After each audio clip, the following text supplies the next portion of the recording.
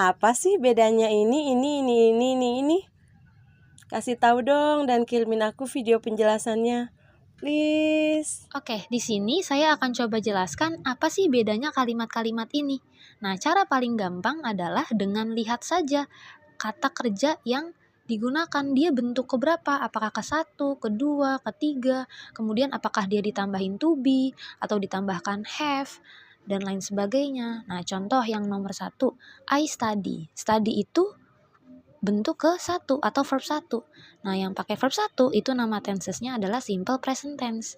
Fungsinya adalah simple present tense ketika kita ngomongin rutinitas kita atau suatu fakta. Berarti dengan ini kita bisa artikan I study ya, aku belajar. Nanti boleh ditambahin waktunya.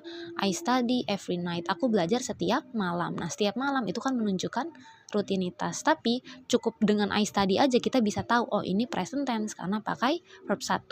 Yang kedua, kita lihat lagi langsung ke kata kerjanya, yaitu studying.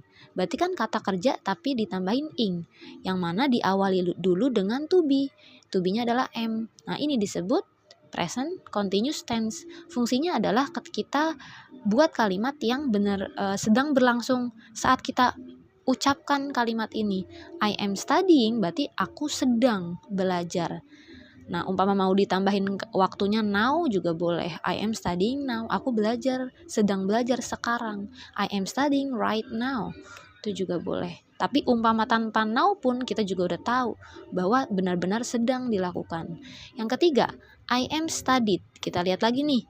Ini studied ini verb 3. Kemudian am ini to be. Nah, be plus verb 3 ini disebut passive voice. Apa sih fungsinya passive voice?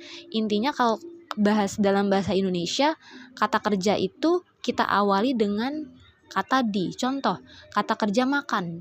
Nah, kalau passive voice kita artikan jadinya dimakan. Contoh lagi, minum, drink.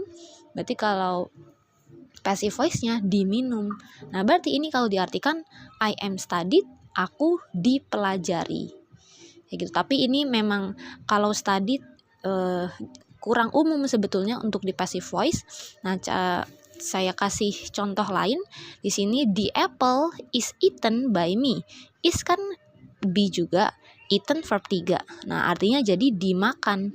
Sehingga apel itu dimakan oleh aku. Itulah fungsi dari passive voice. Yang keempat, studied. Nah, ini gampang banget. Langsung kita tahu studied itu verb 2. Yang mana itu rumus dari simple past tense. Fungsinya ketika kita mau bicarakan suatu kegiatan yang terjadi di masa lampau atau sudah lewat. Walaupun gak ada kata yesterday nih. Gak ada 2 days ago.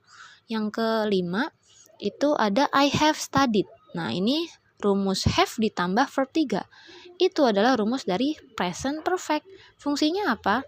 Yang pertama, intinya kita tuh pengen ngomong bahwa suatu kegiatan itu tuh sudah dilakukan. Kita nggak ngasih tahu kapan dilakukannya. Kalau past tense kan biasanya ada spesifik. Aku belajar tadi malam. Nah, ada waktunya tadi malam. Nah, kalau yang I have studied intinya aku udah belajar dan kita nggak ngasih tahu kapan waktunya.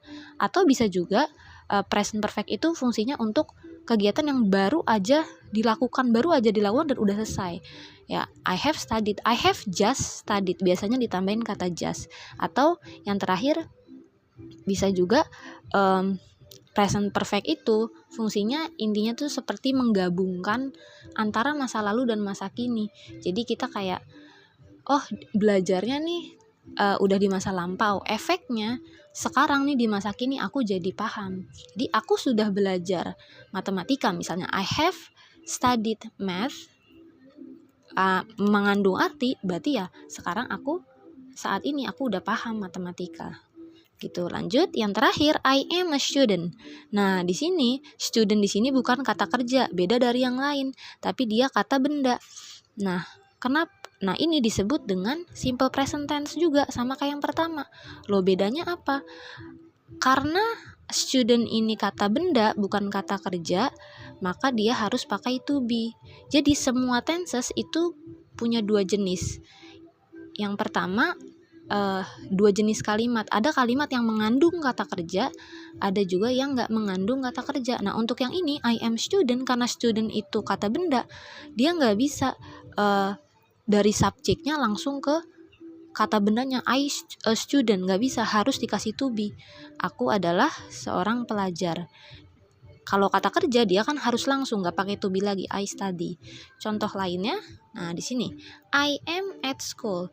At school ini kan menunjukkan keberadaan seseorang di sekolah. Di sekolah ini bukan kata kerja, maka harus pakai to be dulu. Aku berada di sekolah. Lagi, you bla bla bla 13 years old. Kamu 13 tahun. Nah, 13 tahun juga bukan kata kerja, sehingga membutuhkan to be. Juga sama, she is my friend. My friend bukan kata kerja. Bukan study kan, belajar itu kata kerja. My friend, temanku, artinya ya, bukan kata kerja. Sehingga harus pakai to be. Nah, jadi simple present tense itu ada jenisnya, ada dua. Ketika mengandung kata kerja, berarti langsung aja, nggak usah pakai to be, I study. Tapi kalau yang tidak mengandung kata kerja, dia harus pakai to be. Semoga ilmunya berkah dan bermanfaat. Bismillahirrahmanirrahim, berikut penjelasannya. Bentuk simple present subject ditambah verb 1 saya belajar. Ini adalah bentuk present continuous tense subject to be verb ing saya sedang belajar. Bentuk passive voice subject to be verb 3 saya dipelajari. Past tense subject verb 2 saya belajar tapi di masa lalu. Present perfect subject ditambah auxiliary have has sesuai subjeknya. Ditambah verb 3 saya sudah atau pernah belajar. Ini adalah bentuk simple present sama seperti ini, subject verb 1 ditambah noun sebagai objeknya. Atau biasa disebut simple present nominal. Saya adalah seorang pelajar. Demikian, ada pertanyaan?